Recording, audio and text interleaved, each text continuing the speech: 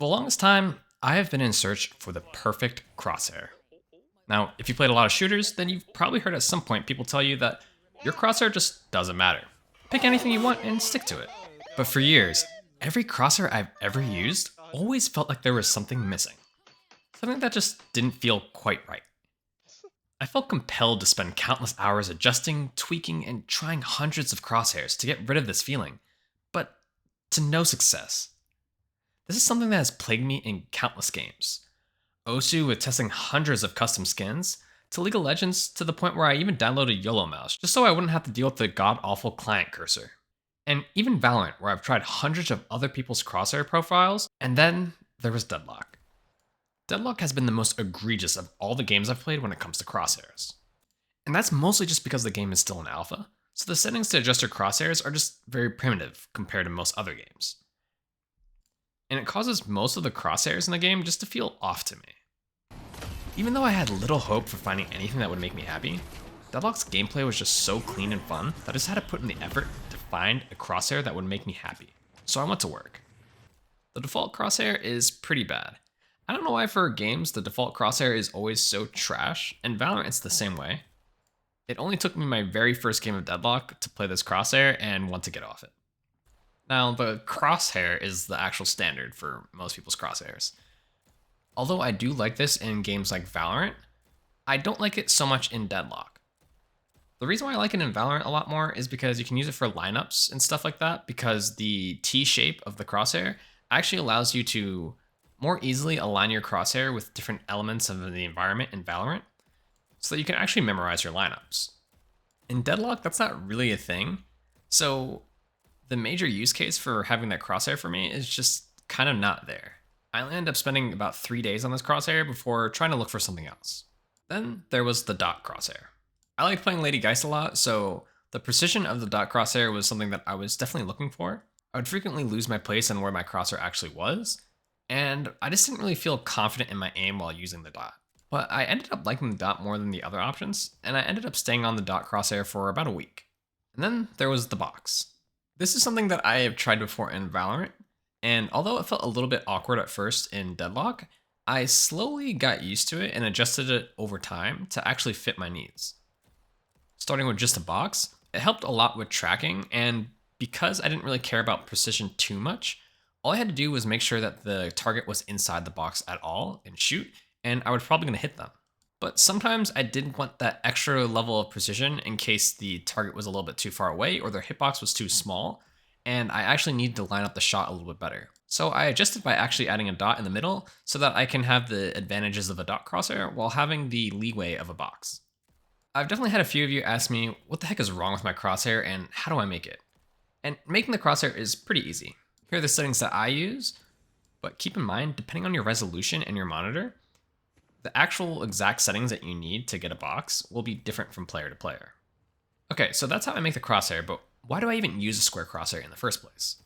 So I've actually played a ton of Counter-Strike, Valorant, and Osu over the years, and crosshair and cursors that I've used have always been very important to me. A lot of people will say that it's just a placebo and crosshairs don't actually matter, but I think that's really disingenuous. The type of crosshair that you use comes with pros and cons, and although which one feels best to you is entirely up to personal preference, crosshairs do have an impact on how you play and your performance. For me, I struggle with visual snow, which makes the edges of objects a little bit blurry and hard to keep track of. Because of my personal difficulties, there are a few qualities that my square crosshair has that makes it perfect for me. First of all, it's easy to see. A neon or a bright yellow is not a common color in Deadlock, so it's easy to see amongst the terrain, and I'll never lose track of where my crosshair is on my screen, so I know exactly where I'm aiming. Number two is that it makes tracking way easier for me. Because the color is so distinct and the shape is square, all I have to do is keep the target in the box. Because it's a box crosshair, I can actually see my target's character model pretty clearly when I'm aiming at them. Any animation that I need to react to or shift in movement that they do is a lot easier for me to see in comparison to a normal crosshair that might be overlapping or covering the enemy character's torso or body. And number three, it still allows me for precision. My main problem with the box crosshair are the fact that it's hard to be precise with your shots when you need to. In Valorant, I was a box crosshair enjoyer as well, but it was difficult for me because the box felt great at close and medium ranges, but at a long range where you really are trying to hit a headshot with a rifle, the box crosshair just felt off. In Deadlock, the option for having a dot, as well as the fact that hero hitboxes and bullet hitboxes are so much more forgiving for a shooter, makes this kind of crosshair feel so much better compared to Valorant. All that being said, it does come with some drawbacks. This crosshair just doesn't work with certain heroes like Shiv, for example, unless you adjust the settings for that specific character before the game. It's pretty annoying if you play multiple characters, but if you're one trick like me, then it shouldn't really be an issue. Regardless of who you are, there are a few things that I think are important when it comes to crosshairs. First of all is color. Picking a color for your crosshair that doesn't show up in the environment or character models too much makes tracking a lot easier and aiming a lot easier. In a game like Valorant, it has different maps that have different color schemes, and this is really hard to pull off. In some maps like Breeze, a pink, yellow, or red might be easier to see, but then go straight over to Bind, now it flips over to the opposite, where a color like Cyan might be easier to see, but that's much harder to see on Breeze. However, in Deadlock, all we have right now is one color scheme and one map, so picking a color that actually fits that map is a lot easier for now. Number 2 is shape. Box, dot, or cross, depending on the shape of your crosshair, you'll gain different benefits. Boxes are great for accuracy and reliable tracking, at the cost of precision. Dot focus heavily on precision and is great for sniper and perfectionist players, while cross is a middle ground between the two, although I prefer crosses in games like Valorant where you actually can use the cross to memorize lineups.